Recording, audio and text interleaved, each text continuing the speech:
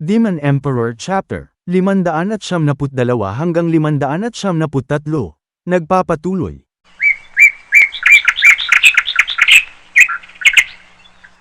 Sumunod kayo sa akin, dito kayo magsasanay. Tama na siguro to. Sige, tawagin mo na si Chupa at sabihin mong tapos na tayo. Stewardess Chupa, tapos na po kami sa pinapagawa niyo. Magaling kung ganon, magsimula na tayo. Blood tide ng mga babae. Buwan ng dalaw, kainin mo ang buong mundo. Magkaroon ng maraming sakuna sa buong sanlibutan. Bumukas ka, pintuan. Kahanga-hanga si Chupa, nakakagawa siya ng mga maliliit na pintuan na may sariling mundo. Master, sigurado ka bang ipapasok mo ako dyan? Nagpapatawa ka ba? Pinaghirapan niya ng tatay mo at saka si Willing na makapalang muka. Nag-ipon sila ng maraming bangkay para lang sa'yo. Para lang magawa itong dugo na sumisipsip ng ari. Para sa'yo to. At sa mabagsik mong dugo na pinagsasanayan. Ngayon ka pa mahihiya pagkatapos ng lahat ng ginawa nila. Master, natatakot ako. Parang delikado sa loob. Paano ka lalakas yan kung hindi ka pa nagsisimula, naduduwag ka na? Isipin mo nga si UR na batang Blandy. Lumakas siya ng 3 grado ng napakabilis. Pagkabukas pa lang ng pintuan na yan, agad na siyang tumalon sa loob. At nakakahiya sa'yo, lalaki ka pa naman, tinalo ka ng isang babae. Master, huwag kang magsalita ng mga kasinungalingan dito. Anong sabi mo? Ikaw ang nagtulak sa akin sa loob. Kaya wala na akong nagawa dahil nakapasok na ako. Talaga ba? Ako bang nagtulak sa'yo? Parang hindi ko maalala eh. Ganun lang pala ang kailangan. Ano pa ang inihintay natin? Hindi mo matatawag ang sarili mo na isang lalaki kung hindi mo kayang harapin ang mga hamon ng buhay. Aray! Hindi ganyan ang pinalaki kong anak. Sa konting sakit lang, umaaray ka na. Papa, gusto mo na ba akong mamatay? Pasensya ka na anak. Nadala lang ako ng bugso ng damdamin. Stewardess Chupa, ano nang mangyayari sa anak ko? Huwag mo akong tingnan ng ganyan. Ikaw ang nagtulak sa kanya. At ipinagpipilitan yun na turuan ko sila. Ganito ang mga style ko ng pagtuturo. Kaya huwag ka nang magtanong. Nilalagay ko sila sa bingit ng kamatayan. Ginawa ko ang ari na yan base sa pinakamalakas niyang lakas. Ang kailangan niya lang gawin ay mabuhay sa loob. O di kaya mamatay na lang siya. Talaga ba? Buti naman. Totoo yun. Bakit? Nagsisisi ka na ba? Ipagdasal mo na lang siya. Hindi pa naman huli ang lahat. Hoy, ikaw, dito ka. Kapag ang mga mag-aral ko ay hindi nila kinaya, mas magandang wag na silang bumangon at matulog na lang sila habang buhay. Stewardess Chupa, saan mo itinapon ang kapatid ko? Ipinasok ko lang siya sa isang mandulokong ari para tumatag ang kanyang puso at maging strong independent woman siya. Yung unang pinasukan niya, binigyan ko siya ng daan. Natatahaking landas. Pero bilang mag-aaral ko, kailangan ko ring pag-isipan ang kanilang kinabukasan. At dapat ang kanilang puso at isip ay buo. Bawat 2 oras na lumilipas, mararanasan niya ang kanyang buong buhay. Makikita niya ito na dadaan sa kanyang mga mata. Kasama na rin doon ang lahat ng mga mabibigat na pinagdaanan niya sa buhay. Saka lang siya makakalis dyan. Kapag naintindihan niya na ang lahat. Kapatid ko, batang Blandy.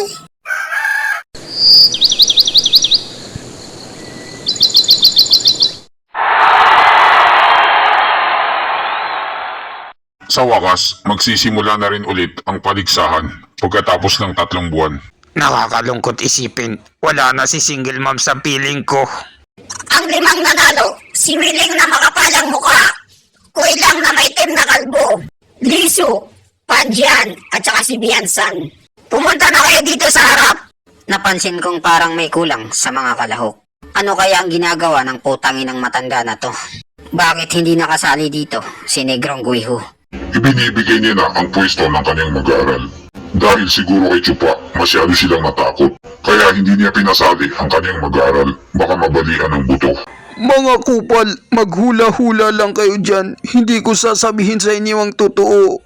Pinuno ng sekto ang 5 pwesto na kapinipili. May mga nakapwesto na. Ang desisyon mo na lang ang hinihintay. Hay nako, mas masama pa ito kaysa nung huli. Ang 2 sa kanila ay kaka-radiant stage lang. Kasalanan mo yan. Sinong nagsabi sa'yo na makialam ka sa laban? Ngayon kulang-kulang na ang mga kandidato sa kapili-pili. Ha ha ha! Yan ang nababagay sa'yo, pinuno ng sekto. Makinig kayong lahat. Ngayon ay dinideklara ko na.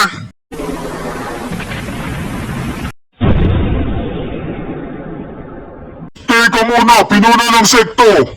Ha ha ha! Ito talaga ang pinakamaganda at kapanapanabik na pinupuntahan sa paligsahan ng mga mag-aaral sa loob.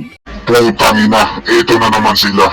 Ako si Kuigang na gorilya, mag-aaral sa labas. Humihingi ng pahintulot, gusto kong hamunin ng mga mag-aaral sa loob. Ito talaga si Chupa, kakaiba talaga siya. Nakagawa na naman siya ng bagong master sa loob lang ng 3 buwan. Magaling kung ganon. Kuigang, sino ang gusto mong tirahin sa kanila? Sino kaya? Hindi pwedeng si Papa at saka si Auntie. Ang gusto kong labanan, si matandang Kuya Lisu. Kabago-bago mo pa lang sa Radiant Stage, nag-aangas ka na rito. At ako pa ang napili mong kalabanin. Sa palagay mo ba magkapareho kami ni Hume Air Single Ma'am na bobo? At matatalo ako sa kagaya mong walang kwenta? 5 grado ang agwat ng lakas natin. Hindi mo yan may pagkakaila. At eto pa, pumunta ako rito ng nakahanda. Mayroon din akong mga mamahaling gamit. Akala mo ikaw lang. 7 gradong masamang gamit. Flowing light, may ulap na pananggalang. Hindi lang yon, mayroon pang isa. 8 gradong masamang kagamitan. Tot brass sa langit. Venerable C, talagang ginastusan mo ang sarili mong mag-aaral. Nagawa mong ipagamit sa kanya ang mga tinatago mong kayamanan. Pinuno ng sekto, napakamalalahanin mo naman. Ano pa ba ang magagawa ko? Dahil ang paligsahan na to ay napunta na sa patalbugan ng kayamanan. Hindi na sukatan ng lakas at galing. Kahit mahirap lang kami at kakapiranggot lang ang kayamanan, at least kaya kong ibigay ang mga pangangailangan ng mga mag-aaral ko. Nagpapahambol pa tong si Venerable C. Kung si Kuigang ay gagayahin niya lang ang ginawa ni UR na Batang Blandy at ilalabas niya rin yung 3 kayamanan na ipinakita nila nung huling paligsahan. Sa tingin ko kukulangin yun dahil may mga gamit din ang katapat niya. Ito na, magsisimula na ang totoong laban. Kailangan ko munang kainin itong baon ko bago kami magbakbakan. Sobrang bango dahil kaluluto lang nito. Ngayong lumabas na ang amoy nito, maamoy nila sa buong arena. At maglalaway sila sa inggit. Ano yan? Napakatapang naman ng amoy. Amoy dugo.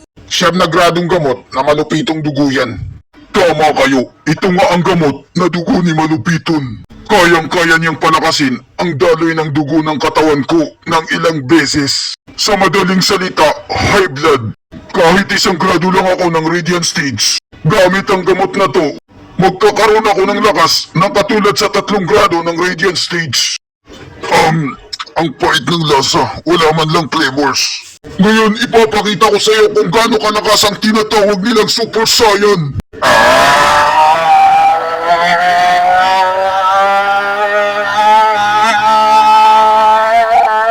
Kupal, naihibang ka na ba? Gusto mo na bang mamatay? Kapag pinilit mo ang pagdaloy ng dugo mo ng napakabilis, sasabog ang mga ugat mo. Maraming salamat sa pagpapaalala mo sa akin, pero huli na. Dahil ngayong oras na to ay ibang makikita mong mangyayari. Dahil bago ako pumunta rito, uminom muna ako ng gamot. 10 grado ng heaven-reaching feel, I feel the heaven. O mas kilala sa tawag na Viagra. Kumanda ka ngayon dahil mararanasan mo ngayon ang totoong lakas ng anyo ni Sukuna ng Jujutsu Kaisen. Anong sinabi mo? 10 gradong gamot ng Viagra? Idagdag mo pa ang dugo ni Malupiton. Kaya ka naging suko na. Pero kahit ano pa yan, mayroon pa rin 2 grado na pagitan namin. Kahit ilabas niya pa ulit yung mga gamit na ginamit ni Batang Blandy, kukulangin pa rin yun para sa 2 gradong pagitan namin. Hindi pa yan ang lahat. Mayroon pa akong ipapakita. Tenshinhan! Solar Flare! Tanginang ilaw yan! Patayin niyo yan! Ano yung mga suot-suot mo? Pangmayaman! Tama ka. Ito ang dugo na ulap. Demonyong dugo na pananggalang. Kuko na tagabutas ng bahay bata. At ang pinakahuli, ang dugong watawat. Ano? Tangina! Saan nanggaling ang mga gamit na yan? Walang yan! Totoo ba to? Imposible! Saan niya nakuha ang mga ganyang gamit? Putaginan yan! 4 na gradong masasamang kagamitan! Sobrang yaman niya! Anak ba siya ni Elon Musk? O baka naman si Donald Trump? Baka membro siya ng Rothschild? Matandang Kuya Diso, mauna ka nang umatake! Anong sabi mo? Atake pa ako? Ugag ka ba? Gawin mo na ang gusto mo! Wala akong pakialam sa inyo! Putangina niyo! Ayoko nang lumaban! Sumusuko na ako! Malas naman, hindi ko man lang nagamit ang lakas ni Sukuna. Pinuno ng sekto. Ang kayamanan mo ay walang katumbas at hindi mabilang. Ikaw talaga ang tunay na pinuno namin, hindi lang sa pangalan, kundi sa laki ng yaman. Bullshit ka. Wala akong kaalam-alam at kinalaman dyan. Dahil si Liso ay sumuko sa laban, ang nanalo ay si Kuy Gang at siya ang papalit sa pwesto bilang kapili-pili. Ngayon ay mamili ka kung sinong pipiliin mong matanda o di kaya venerables na magiging master mo. At sa pagiging kapili-piling mag-aral mo. Bata, sa akin ka na lang sumama. Hindi. Ako ang piliin mo. Tuturuan kitang mabuti ng mga magagandang diskarte. Pinuno ng sekto, mayroon na po akong master, nasa opisina ng trabahador. Pakiusap, ipadala niyo po ako dun para makasama ko siya habang buhay. Ano isang trabahador? Kumuha siya ng mag-aaral sa labas, natuturuan. Ang opisina ng trabahador, may dalawa na silang kapili-piling mag-aaral. Ha ha ha. Magaling. Success na naman ang plano. O sige, dahil masyado kang matapat sa iyong puso, hahayaan na kita pumunta sa iyong master.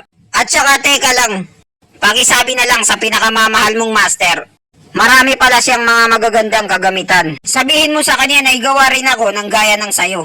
Tangina, nabulyayaso na naman ang paligsahan. Maiwan ko na kayong lahat dyan. Marami pa akong gagawin. Nakakabuisit talaga ang araw na to. Kailangan ko nang gumalaw bago pa mahuli ang lahat.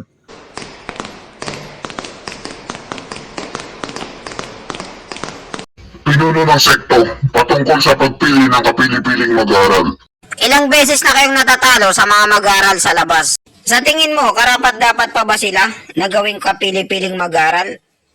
Kung ganon, ang ibig niyong sabihin ay postpone na naman ang paligsahan? Hindi tuloy. Sinasabi mo bang postpone? Sa palagay mo ba malayo ang mararating nila? Lalakas sila sa loob lang ng ilang buwan? Huwag na lang ituloy dahil ang mga mag-aral sa loob ay nawala na sila ng karapatan para alagaan. At dito nagtatapos ang chapter 590 hanggang 591. Maraming salamat po sa panunood nyo. Mag-subscribe para laging updated sa buhay ni Chupa.